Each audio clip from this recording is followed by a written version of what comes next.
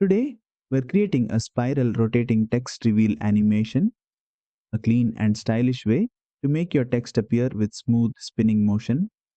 Let's jump right in. First, open your project in CapCut, head to the bottom toolbar and tap Text, then tap Add Text. Type in the title or name you want to animate. Next, go to the Font tab and choose a style that fits your theme. Bold fonts work great for dramatic intros, while elegant fonts suit minimal edits. Now, tap the Animation tab. Inside the In section, scroll until you find the animation called Spiral.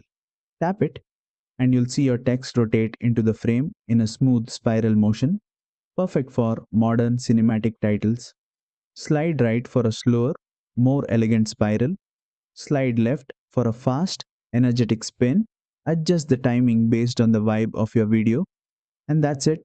You've just created a spiral rotating text reveal animation in CapCut Mobile. If you found this helpful, don't forget to like, share, and subscribe for more detailed CapCut Mobile tutorials.